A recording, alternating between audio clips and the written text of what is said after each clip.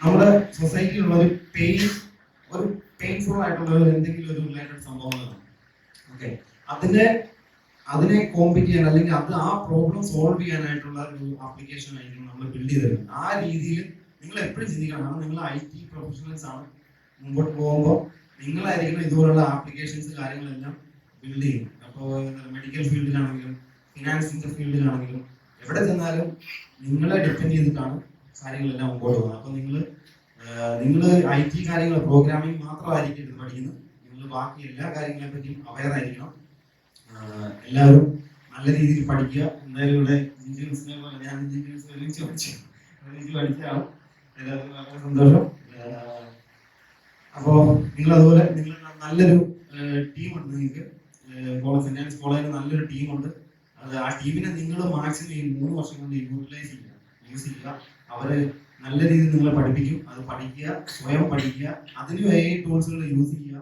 നമ്മൾ ഈ പ്രൊജക്ട് ചെയ്യാൻ വേണ്ടിയിട്ട് ഇപ്പൊ ChatGPT പോലുള്ള സംഭവങ്ങൾ പെട്ടെന്ന് ചെയ്ത് ഇപ്പൊ നമ്മൾ പറഞ്ഞു കൊടുക്കും. നമ്മുടെ അടിമക്കണ്ടാണ് ശരിക്കും ChatGPT. നമ്മൾ എന്ത് പറഞ്ഞാലും ചെയ്ത്.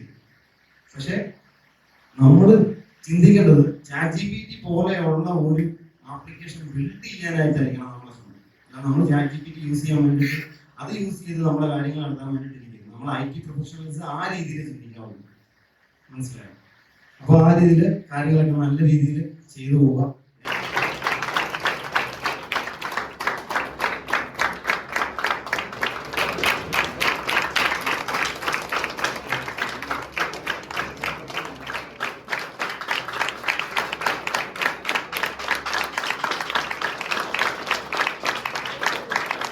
ഒരു സ്റ്റെപ്പ് ബൈ സ്റ്റെപ്പ് പ്ലാനിംഗ് ആണ് നമ്മളിപ്പോൾ ഇവിടെ ചെയ്യാൻ പോകുന്നത്. നിങ്ങൾക്ക് വീക്ക്ലി അസസ്മെന്റ്സ് ഉണ്ടാവും.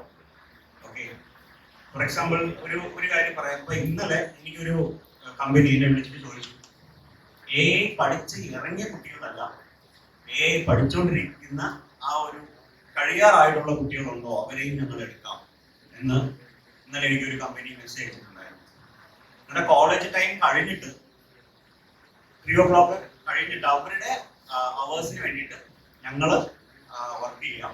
അതായത് ഈവനിങ് ഒരു 4 to 8 5 to 9 അങ്ങനെയും നമുക്ക് വർക്ക് ചെയ്യാം. വിത്ത് സ്റ്റൈഫണ്ട് ആണ് നമുക്ക് ചെയ്യാൻ പറ്റുമോ എന്നുള്ള രീതിയിൽ ഇന്നലെ എനിക്കൊരു റിക്വയർമെന്റ് ഉണ്ടായിരുന്നു. അപ്പം അങ്ങനെ അത്രയ്ക്കും ഒരു ഡിമാൻഡുള്ള ഒരു കോഴ്സായിട്ടാണ് ഇപ്പം നമുക്ക് വന്നുകൊണ്ടിരിക്കുന്നത്. അപ്പോൾ അതുകൊണ്ടാണ് നമ്മുടെ സെന്റ് ആന്റണീസ് കോളേജിൽ നമ്മുടെ ഇന്നോവേഷൻ ടീം പ്രിൻസിപ്പൽ ഹെഡ് ചെയ്യുന്ന റസ്മി മാം എക്സിക്യൂഷൻ ചെയ്യുന്ന ഒരു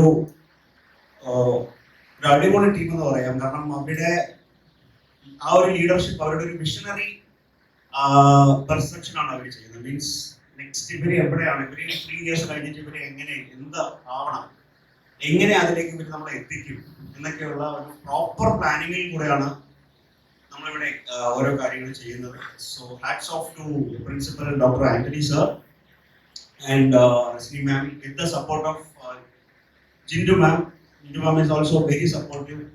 എന്ത് റിക്വയർമെന്റ് ഉണ്ടെങ്കിലും കുട്ടികളുടെ കാര്യങ്ങൾ ഞങ്ങൾക്ക് എക്സിക്യൂട്ട് ചെയ്യേണ്ട എല്ലാ ഹെൽപ്പും ഞങ്ങൾക്ക് കോളേജിൽ നിന്ന് തരുന്നുണ്ട്. സോ അതിന്റെ റിസൾട്ട് എന്താന്ന് വെച്ച് കഴിഞ്ഞാൽ നിങ്ങളുടെ പെർഫോമൻസ് ആണ് നമുക്ക് വേണ്ടത്. ഓക്കെ, അപ്പോൾ ഞങ്ങൾ ഓരോ ആഴ്ചയും എടുത്തിട്ട് ഞങ്ങൾ കണ്ടക്ട് ചെയ്യുന്ന അസസ്മെന്റ്സ്, നിങ്ങൾ ഓരോ ആഴ്ചയും നമ്മൾ എടുക്കുന്ന കാര്യങ്ങൾ റിവൈസ് ചെയ്തുകൊണ്ട് വരുന്നതും അങ്ങനെയുള്ള ടോപ്പ് സ്റ്റുഡൻസിനെ നമ്മൾ ഉറപ്പായിട്ടും ഞങ്ങൾ പ്ലേസ് ചെയ്തിട്ടുണ്ടാവും.